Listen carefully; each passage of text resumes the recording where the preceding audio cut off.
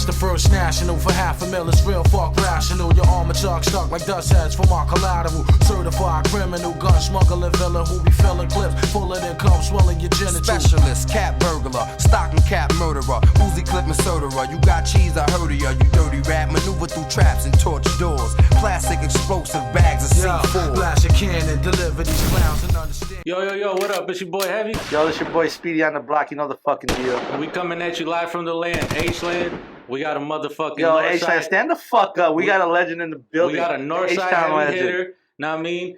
Pure West, Compassion Eddie Club. Arcadian of the hip hop. Grumpy Bear Farms. Grumpy Bear Farms. Trust Fund Bomber. CEO. Can he be noticed Graffiti as the first artist. bomber in Graffiti Holland? artist. Or does Kriat take that? I don't know. B-boy artist. Yo, we got Bomber in the fucking building. H-Land, stand the fuck up. Bomber the motherfucking farmer. What's the deal, Bomb? What up? It's your boy Bomber the Farmer coming to you live from the Dub. That's what's up. P-Dub. From West. From the land. You know what's up. You know what's up. PW. So if you ever hear me say P-Dub, that's what I mean. Pure West. P-Dub. Talk Pure about West. it. That's a blessing, bro. It's good to have you in the building. We just had Kingpin last week. Hell yeah. So now we get to talk to the CEO of Trust Fund Records, Yeah. CEO of Grumpy Bear Farms, Oh shit. It's lit. They're going in. CEO of Pure West. Northside heavy hitter. Northside blessed. Know what I mean? What else are you CEO of? I don't know, man. Some porn industry out there? I heard you got a couple tapes. I don't know. Don't be putting out too much. Nevada plugged. Yeah, I heard you were wild in Arizona. How you been, brother? How you been? I've been really good, Speedy, man. It's good to be on the show. For sure. That's what's Good up. to be on the show. And let's get a All day. salute before we All get this day. shit going. All right, salute. Cheers, I haven't my seen you in a brothers. minute. Cheers, Cheers. all my brothers. We got the homies on the outside. Shice I just feel blessed, man. We just had the grand opening for Pure West. The building, we've had the building for since we bought it right after the pandemic. The way the story goes is that we were gonna have a building, and we were under the impression we was gonna get the building that we were originally in. I was doing the fucking snow removal, the motherfucking lawn. All that.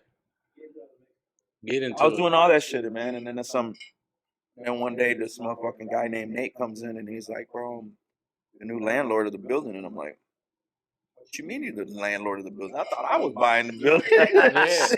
And then Confused like a motherfucker. he comes in there, bro, and I swear, bro, they came in there with their lawyer, the real estate agent, them and like 5 other dudes, bro. Like I felt like I was like kind of like blackballed and shit. And this was in January 2020, dude. And anybody who knows January 2020, I mean, we started off as like, yo, this is the year. This is the Mhm. decade, Yeah, right? yeah, Like, this is yo, it. and then what happens in March? We have the COVID. fucking pandemic and shit. So all his plans got put on fucking hold. And luckily, the building that was across the street from us, which was this Burger King, was This available. Burger King was shit. Yeah. Nobody can come to this motherfucker. Nobody came That's why here. it got shut down. The shitty ass Burger Nobody King. came here, but that was the thing. It was like the guy wasn't gonna budge on the price. It wasn't until the pandemic happened that the guy actually was like, "Oh yeah, I'm gonna sell it because the end of the world might fucking happen. You guys want this building? Go ahead." We just seen it as an opportunity for us to jump on a situation that we needed to get on. Now, Dope. today, where are we at? We're looking to try to get the legalization for Pure West as far as being a legit dispensary. Because right now we're still an Yeah, underground. because you're cannabis illegal club. as fuck. Yeah, I'm So you still an you underground. tell I'm me still you're an operating dirty? Is that what you're saying right now? I'm not operating dirty, man. You know better than that. I mean, to join Pure West, you still have to have a fucking medical card. If you had a medical card at one point, you can still come to the club. Lex so I'm gonna let that shit. Lex Luger claims he has one. That's what he told I me. didn't think It's this was really supposed said. to. Yo. But before we get into all that and shit, because we're jumping right into all the Okay, Pure all right, West shit. yeah, You know yeah, what I mean? but We're go trying to ahead. get this story out there from the beginning to end. You know what I mean? Let's get to Yeah, let's because get to the I grind. wanna relive what I grew up with you. Talk Oh to my him. god. OG shit. Talk I to wanna him. because there's some dirty shit about you out here and me. But we talking about you today. What year we talking about? 94, Yo, we talking about- 93?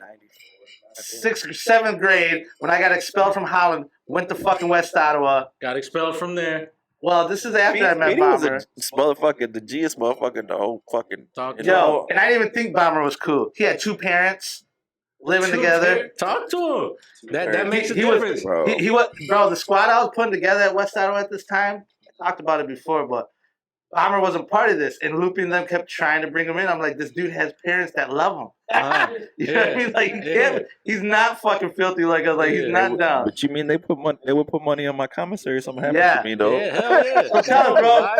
Tell us your tell us your upbringing of. Well, I mean, I was born and raised in Holland, man. Yeah. I was born and raised in Holland, so I was born in Holland Hospital. I was born December 24, 1980, so I'm an 80s baby.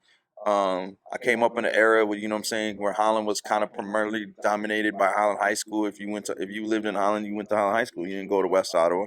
When I grew up, my parents bought a house in the north side of Holland. They still live in the same fucking house. Same house. Across the street from Westco gas station. As a matter of fact, I just saw your dad driving in his, what's that, T-Bird? What's he got? Oh, yeah, Black, he's got an 85 Trans Am. Trans Am. I just saw him yesterday whipping that shit. Or I've lived on the same block, bro, for my whole fucking life. And, you know, I come from a big-ass family. Like, my aunts and uncles, we all grew here. They were migrants and shit. They came here. And then on my Florida side, there's 7 siblings on one side and 13 on the other. So I got, 20 aunts and uncles, if that makes sense. Yeah, damn. I got a big ass fucking family, and everybody rolls with one of my cousins. I know that shit for a fact. Shout out to Taco Fiesta, because I could have been part of this Martinez family, maybe before I went to the Fiesta. Shout out to a bunch of my cousins, man. They all show me so much support, and that's one of the key things is family. And my grandparents, they came here, they didn't really, they just wanted us to all work good factory jobs. It was never like entrepreneurship, really thinking outside, really out of the box. My mom and dad were high school sweethearts. They met at the bus stop, and my mom, and dad, obviously had sex before marriage, and I was when they were 16, had me. So my parents were kids raising me. So that's kind of like where like you're seeing where you say, okay, he had parents. So it's like, yeah, I get it, but my parents are still parents. Like, they were young ass kids. Like, no, I don't say it's a bad thing. I'm just saying from what we grew up in the kids I were around, we didn't have that. Yeah, we didn't have that. So when I tried to start this squad at West Ottawa, I'm like, this dude ain't down. He's got 2 parents that love him. He gets lunch money. He don't get free lunch out here. Like, you know what I mean? Like, I judged him. But that's like the thing is like in middle school, man, it was like crazy because we had an east side and a west side. Yeah, so take us to that. So growing up on the north side and shit, like what was the environment like growing up? We grew up on the north side, and then when Speedy came along, Speedy was like the connect to us to the east side, west side, whole south side situation. Because if you was from the north side, you was whack, bro.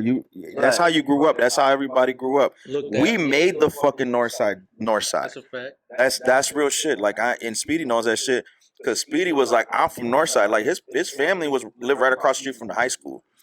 You know what I mean? It was like, wow, it's like homie's big homie. And he had 2 big brothers. You know what I mean? That was don't on get the it block. twisted. I was from the south side. Okay. Yeah, but from the south side. Okay. Yeah, but I was south side. Pops Duke lived but he goes to I made the north side. He goes from the north. He goes from there, and then he goes back to the other side, and then it's like, damn. I remember riding my bike. It's funny as hell because I remember this shit's funny as hell because when Speedy shot that dude in the fucking neck, I remember I remember riding my bike past. I remember riding my bike past Meyer, or was D&W or Heisinger. I don't know what the fuck it was at that time, and I'm like, man shoots man, and I go in and I was like, that's man, that motherfucker's from my block. And you see and you think that shit, and it's like, wow. And that's when everybody really started paying attention to everybody that was from the north side, because it was like, damn, if somebody from north side really was that.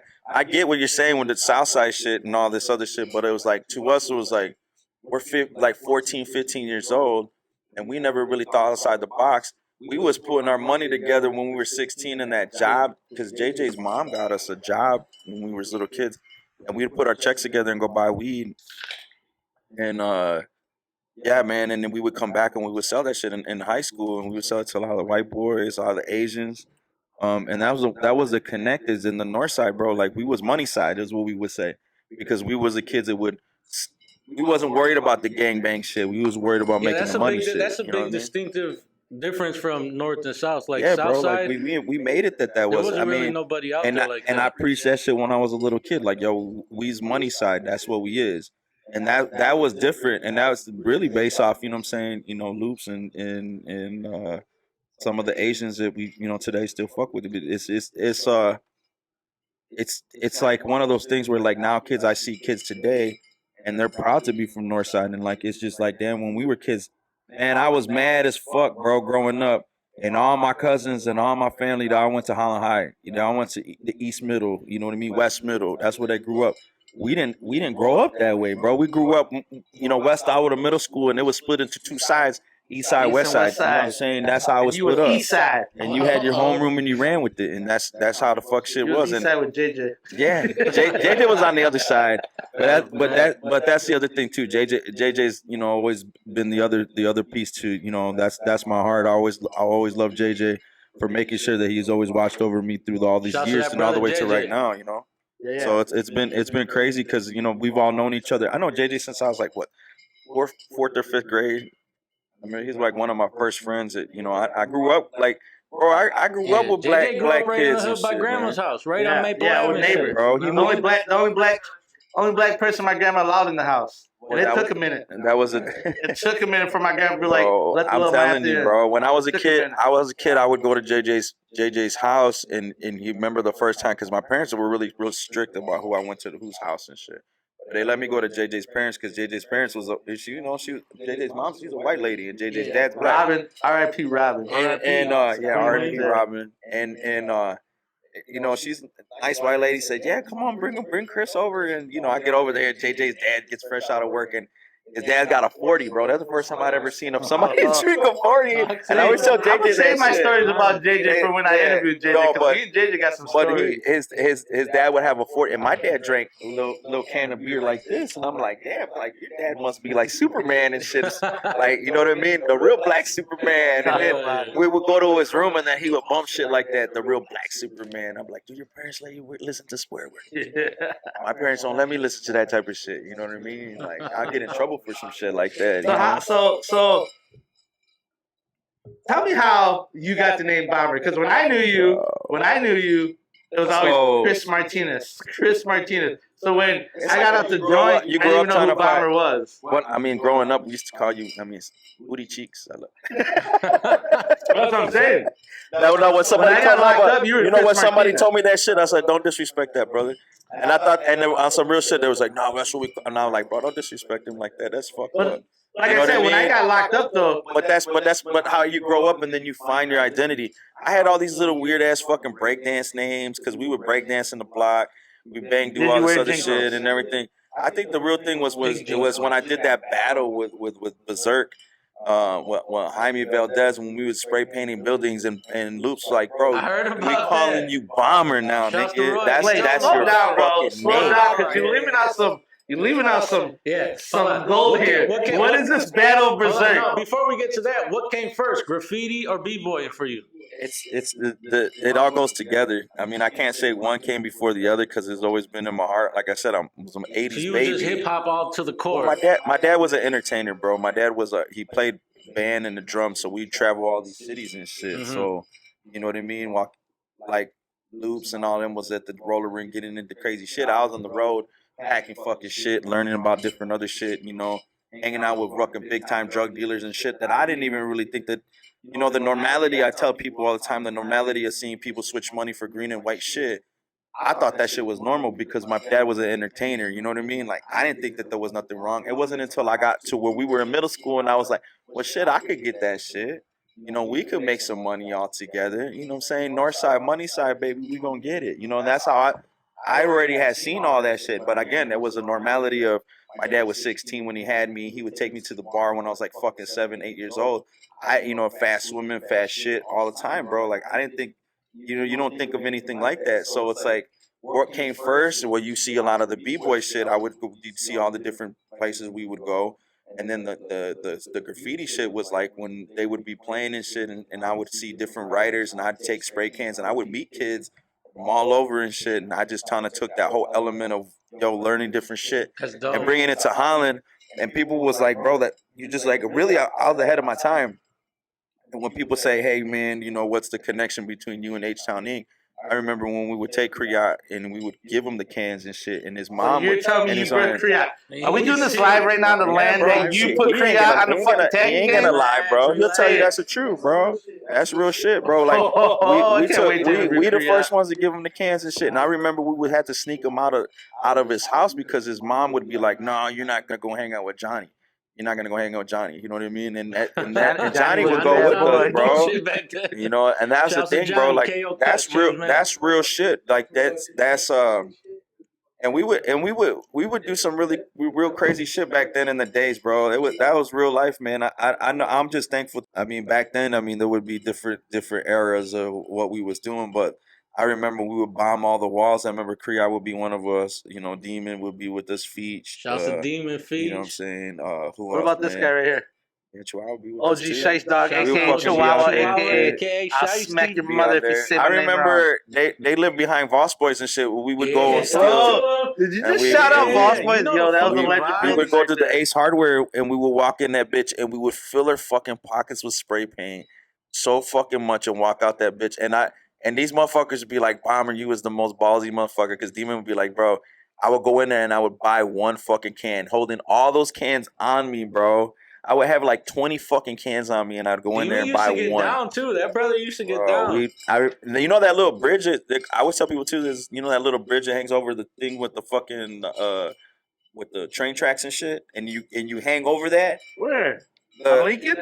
Right there, right there behind Voss Boys. There's that bridge that goes across, right? So I remember one time we was up there and we was writing, and Demon was right up there, and Demon was right next to me and shit, and I fucking boom, I'm writing, I'm fucking getting down, I'm fucking going in and that, and then I fucking feel myself slipping, and you're up there, bro. That's like like 50 feet the fuck up, you know what I mean? And he grabs me, bro, and that's when I was like, bro, forever, you know, and that. And I mean, he's always been my little brother, and he picked me up, bro, and I was like, what the fuck, bro? I almost fell. And he's like, you thought you was gonna fall, huh? He's like, I'm watching your ass. I'm watching. You ain't even paying attention, but I'm watching you. You know what it's like. As you start understanding, you know, that's really what it is in family, and that connection was Speedy. You know what I mean? You was the connection to them because at the time they was the young bucks coming up, trying to come up, and you know, Loops and them had never even heard about them, and that's why I was like the whole connection between all that shit. It was like, man, when we would tag up walls and we would break dance during the day, we would do all kinds of shit.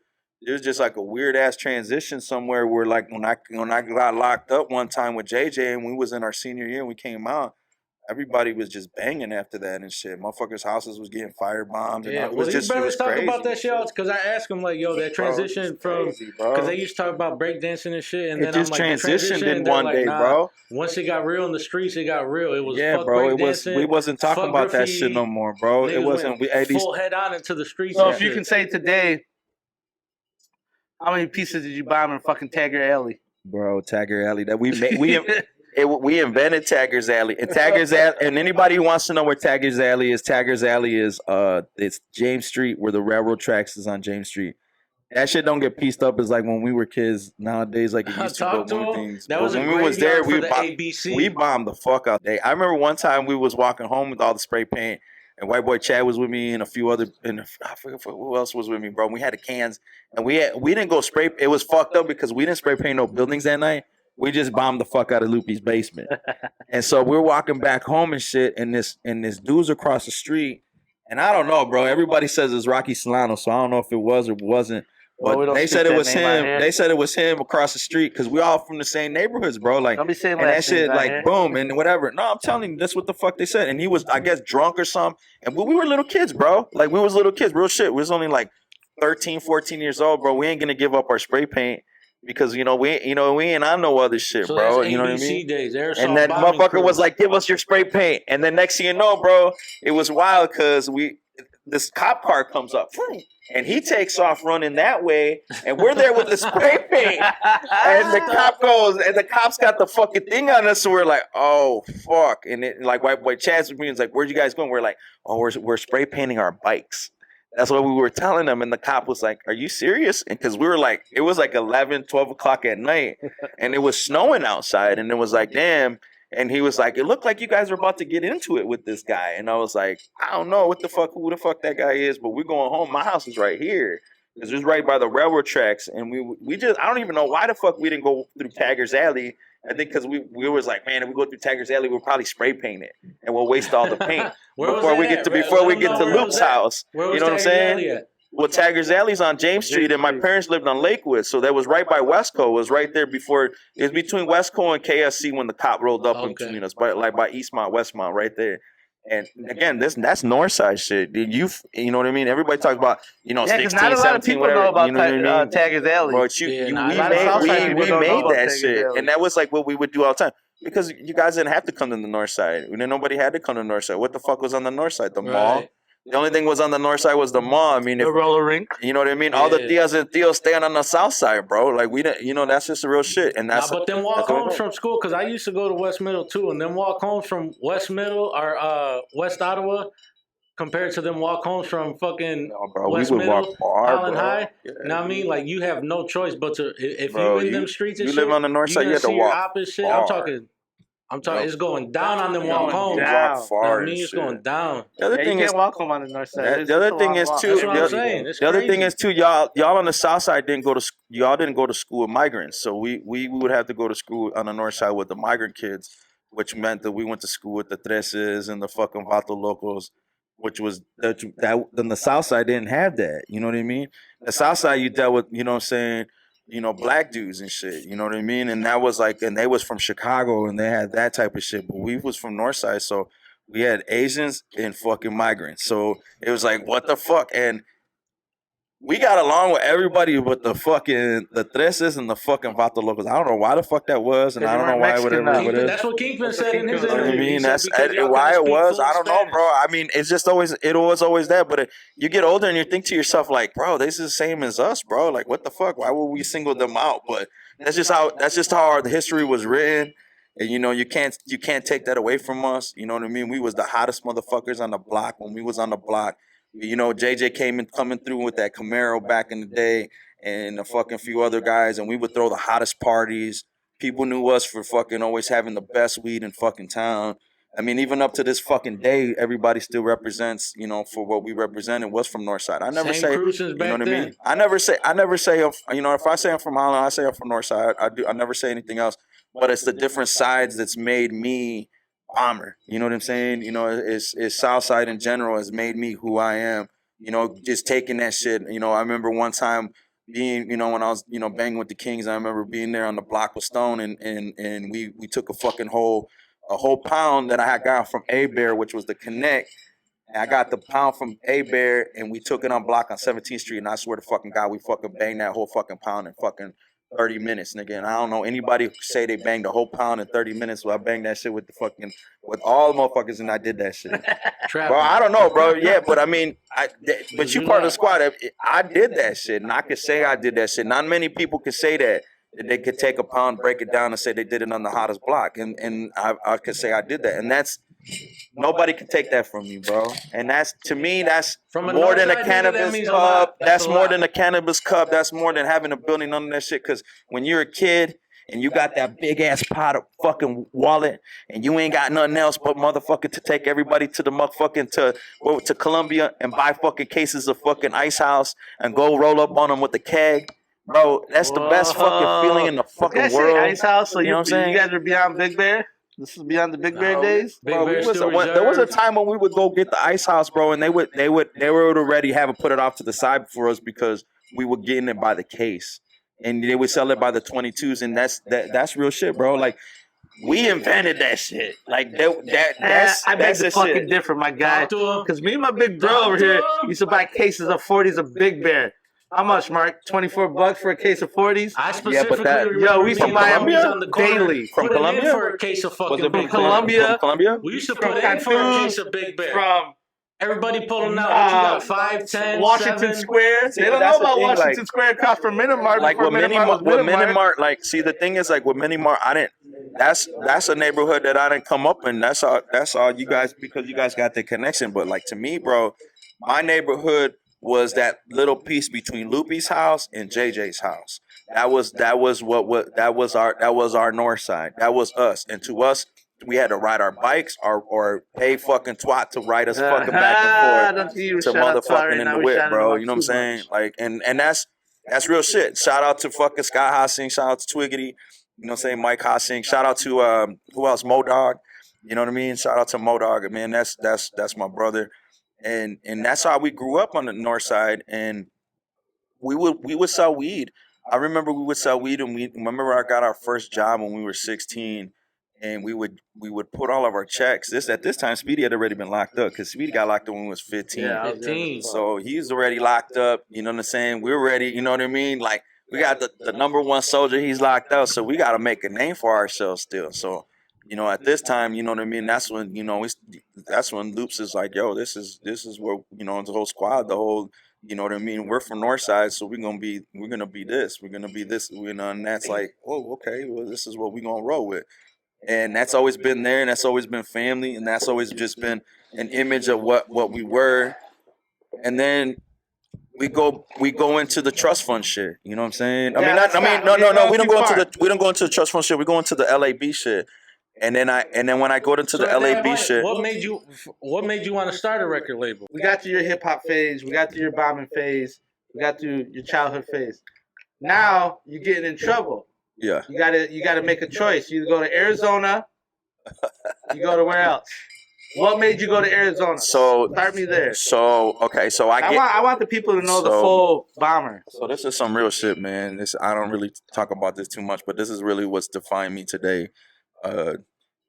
Back in the day, and so I get fresh out of jail, bro. I'm fresh the fuck out of jail. I just did a 90-day sentence, and I got another 90-day sentence. I get the fuck out of jail, and they got me on this ISP shit where I gotta stay at home all the fucking time and shit. So I get the fuck out. I hit up my boy A-Bear. A-Bear's like, yo, I need some packs.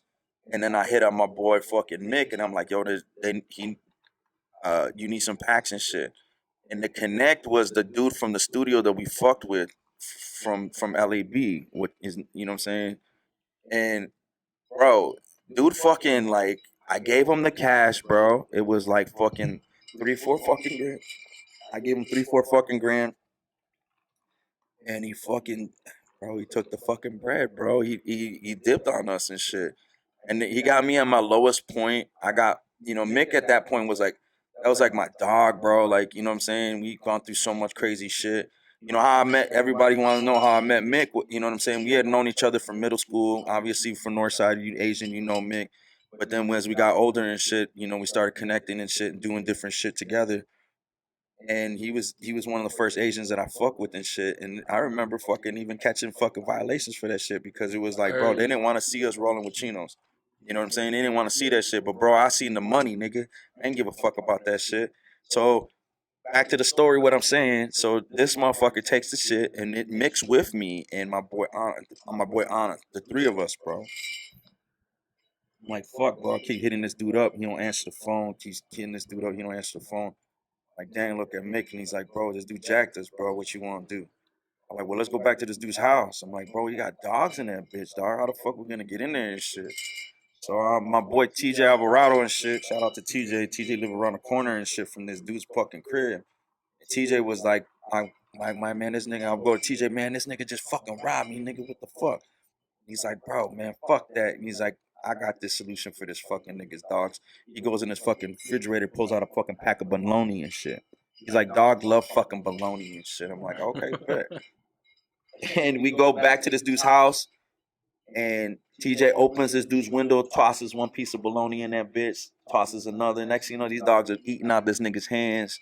He jumps in the fucking window, opens in the fucking door, and we robbed this nigga's shit, bro. We took everything this nigga had. This live right now? Shit, we live on the land right now? We jacked this nigga fucking so fucking hard. And bro, it wasn't even the fact that we had to jack him. It was just on principle, bro. I'm a young ass fucking dude, bro. I'm only, 19, 20 years old, bro. I don't have, you know what I'm saying? I don't have nothing to my fucking name. Same thing with Mick. Same thing with, you know what I'm saying? We ain't gonna have some punk ass motherfucker from another block because you from Gunru, you from Grand Rapids. You gonna come up on us because you think I'm from Holland? I'm some bitch. And the other thing was he was like trying to come at me like, yo, this nigga's a snitch. You snitched on me, nigga. I got popped in this nigga's house. Like, bro, we watch you go in the house. Ain't nothing got raided. And the dude took the shit, bro. So, Hey. so man, we go back, we get the shit. Dude gets pissed off. Next thing you know, man, the next day, bro, 5, 6 in the morning, he calls and he's fucking threatening me, bro. Like he's gonna come. He calls on my parents, telling my dad, I'm gonna shoot your house up, this and that, whatever. Keep in mind, I'm on ISP while all this shit's going on and shit.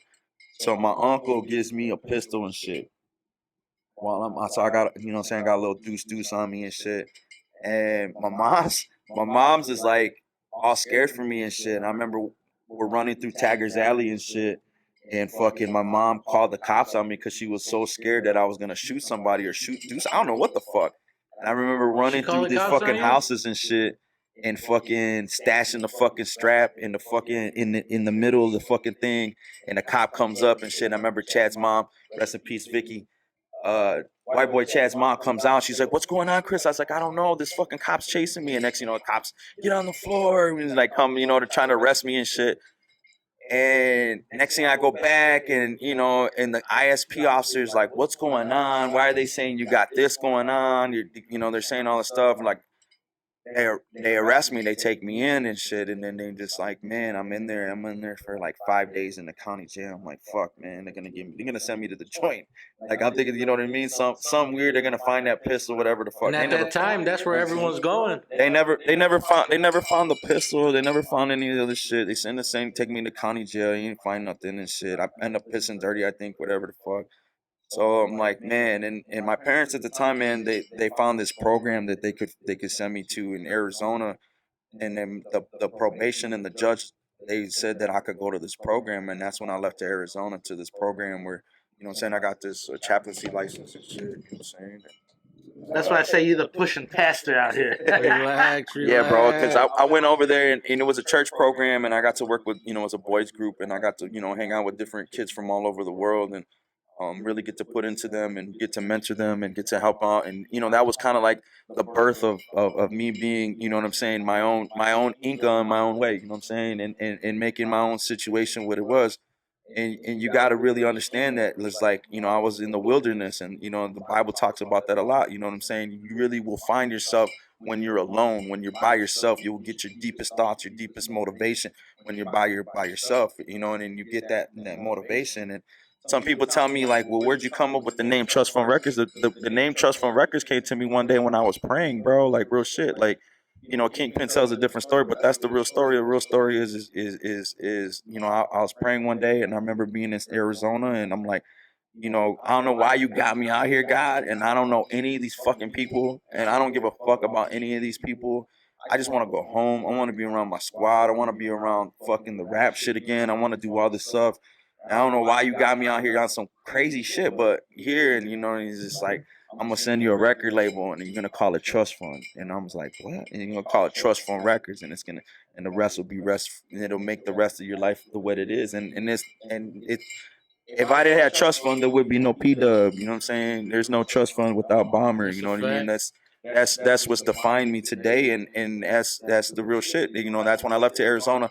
I come back from Arizona from this program that I was over there for like a couple years and shit. So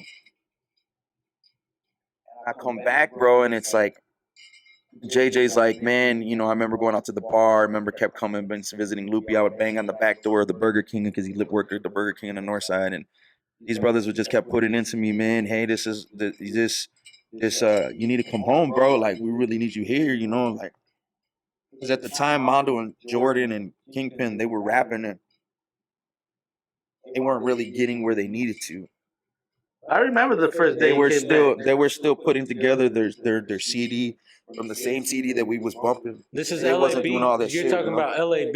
Yeah, like the whole the first gathering and shit. Like, you know, like I can't say I was the one that put it together, but I'm the one that put that together. You know what I'm saying? Like it was a joint effort. And it was everything. When you came home, they were already working on the first gathering, or no? We put together the first. See, the thing is the CD Connect. That's what I mean. We had made the CD. I made the CD. I did all this shit. I got locked up, and then I got out. So when I got locked up, that's the thing. When I don't know if Kingpin tells you where the story where we had all the money, where the money is, and then we got busted by the cops and they raided the crib and shit and everything and shit. And Yeah, so that's what I'm saying. Like, so that all went down, bro. And when now that went down, like, I got out of jail, and the guy that I fucked with at the studio, that we recorded all the shit from the LAB shit, was the connect for all of the shit. And I was getting shit from this dude left and right. I'm like, he's like, yeah, you know, I fuck with you heavy and shit. And then dude ended up being shiesty as fuck. You know what I'm saying? And like, I've always been a blessed ass dude, and I just feel like there's always just been an angel over my life. At that point, you know what I mean? You know, God had, you know, a different plan for my purpose. You know what I mean? I had to go to this program. You know what I mean? You know, who knows? We all might not even have been doing this if I didn't go to that program. Back, though? You know what I'm saying? Because I remember when you came back and I got pissed on JJ and Loopy, man. JJ and Loopy, bro. To come on to tell that. JJ and Loopy were like, bro, you need to come home, bro. And when I came home, bro. So you kept in contact with the whole crew while you were away? Yeah, I had to, bro. I didn't do nothing wrong. You know what I'm saying? I didn't snitch on somebody. I didn't do some fucking whack ass shit. I came home fucking with my head high. The thing was, is like, I wasn't Bomber no more though, bro. Like, you know what I'm saying? I was Bomber, but I wasn't Bomber anymore because I didn't have the connect for the bud. I didn't have the connect on the shit, bro. I wasn't doing anything. And then I remember we were selling Kirby vacuum cleaners. This is how I came up, bro. With Kriya and a few of the other guys, bro. We were selling Kirby vacuum cleaners door to door and shit. In the first minute that I got that fucking $4,000 or $5,000 check, I went and bought myself a Big 8, nigga. That's how you know I was fucking.